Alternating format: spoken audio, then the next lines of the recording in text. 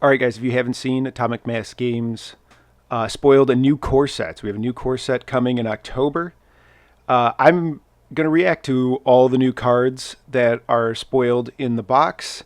And this one's going to be about Doc Ock, Sinister Scientist. Many of you may know that my painting faction is Spider Foes. I love Spider Foes. I even have altered Doc Ock to be female. I love Doc Ock. I can't wait to use that model to proxy this model, and I'm just overly excited. So we're just going to go through his card, and we're going to talk about him. So Doc Ock, Scientist Supreme, defensive stat block is 443. He has 6 health on both sides, 4 threat, size 2, medium move. Doc Ock actually doesn't change from side to side. Striking Tentacles, range 3, 5 dice. After the attack is resolved, gain power, so it's a builder. And these Flurry of Arms, wilds count as 2 successes. This is identical to his old version, except it's gained an attack die. Arm Lasers 2.0, Beam 4, 4 dice, 0 cost. It doesn't gain power in any way. It has Wild Incinerate. I kind of love this attack. The Beam 4 with Incinerate is really exciting. And then I know I said that it doesn't gain power, but as we'll see later, he's hung on to Scientific Hubris and can gain power off anytime he rolls dice, potentially.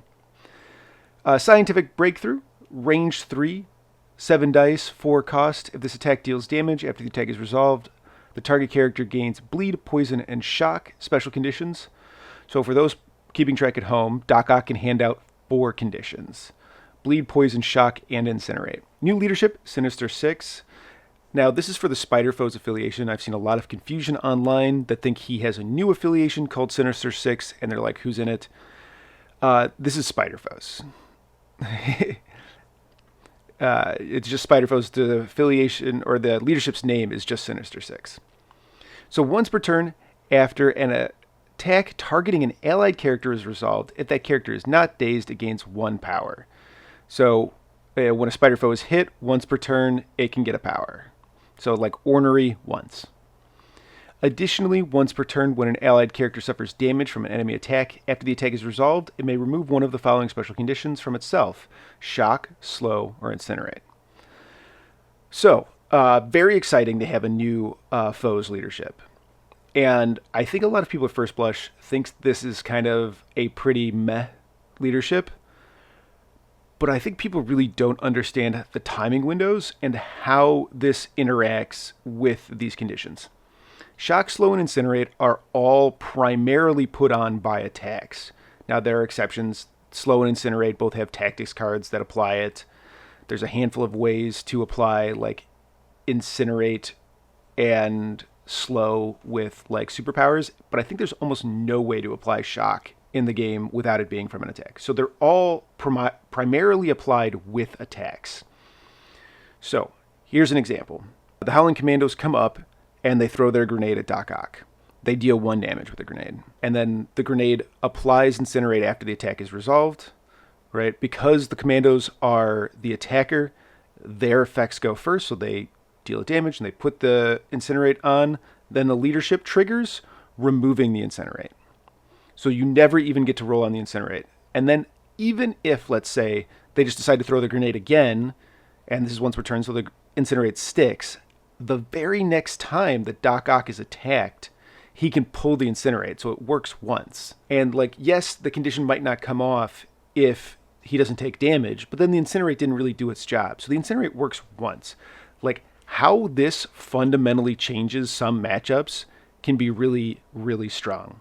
To beat the Spider Foes, S.H.I.E.L.D. relies on Incinerate because they have a ton of Def 4. Now, S.H.I.E.L.D.'s getting some new toys that are going to let them play around this. Like, let's not pretend that all of a sudden the Spider Foes are really good in S.H.I.E.L.D. But I think this is, like, really, really helpful. And then on top of that, the 2 things that the foes struggle with, number 1 is power generation. This helps power generation because you get extra power when you're damaged. And with only a handful of exceptions, all of the Spider Foes have large hit point pools, or like kind of bruisers. They're kind of like tanky fighting guys. Except for like Kraven. And so getting extra power when taking damage will let them use their really cool kits that they struggle to fund. And then the ability to pull shock off of them will also help them build power with their builders. So I like this a lot. I'm not sure it totally replaces Goblin. Like, if you're a huge Mysterio fanboy like me, Sinister Six does very little for Mysterio. Mysterio still wants to be under the Goblin leadership, but, you know, Venom loves this. Rhino is just going to be even more flush with power. I think Goblin's even okay with this. Moving down his card, he has Ox Grasp.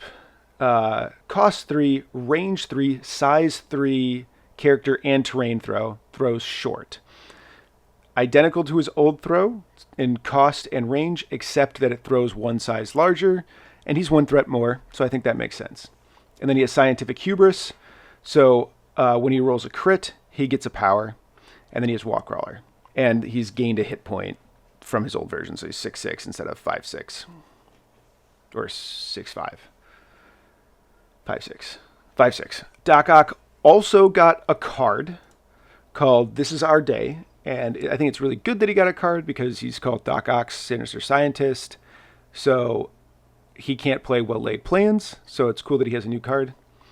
So, This Is Our Day. During the power phase, if you have fewer VPs than your opponent, an allied Otto Octavius may play this card. So either Doc Ock can play it. I really like that they chose that design, that all these cards will like do something for the core set versions.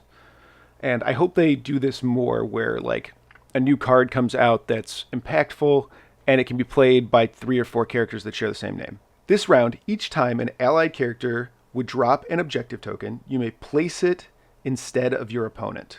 So this is buy you time on the grunts, and we all know how dumb that ability is.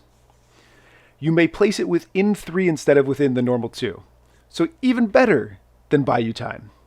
Additionally, each time an allied non-grunt character would be dazed or KO'd this round, each enemy character within 2 of it suffers 1 damage. This is really, really interesting for a bunch of reasons. So first of all, no power cost.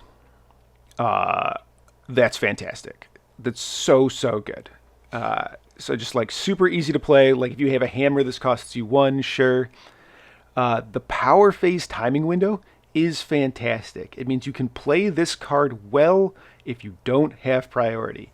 More of these defensive cards, and this is, I would classify this as a defensive card, should be playable in the power phase. Like part of the problem with disarm is that disarm is really only usable by tall teams because the tall team will get to go first, disarm something, and then kill something else.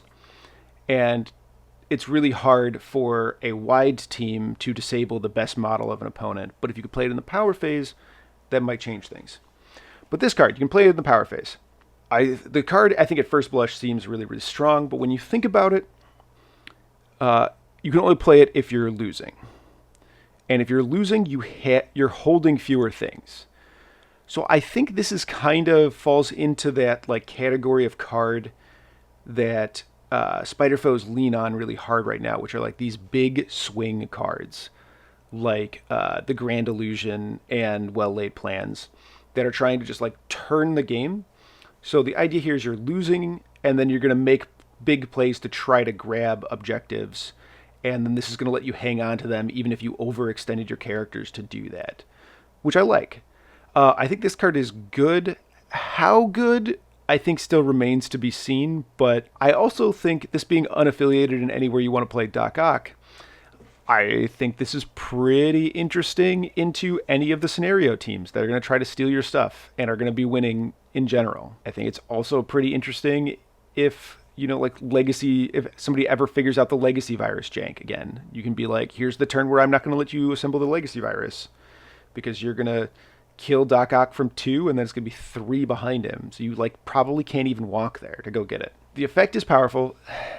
Again, I need to see the card in practice. But I like it a lot. So overall, what do I think of Doc Ock? I think Doc Ock is like one of the weaker characters in the core set, but is a huge injection of excitement for Spider Foes. I think his new leadership really is going to give the faction a lot of flexibility and really plays to what Spider Foes want to do. That being said, I think he's like a fine 4.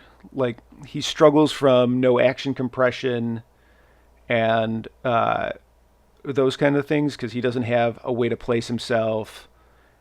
He just has kind of like above average range.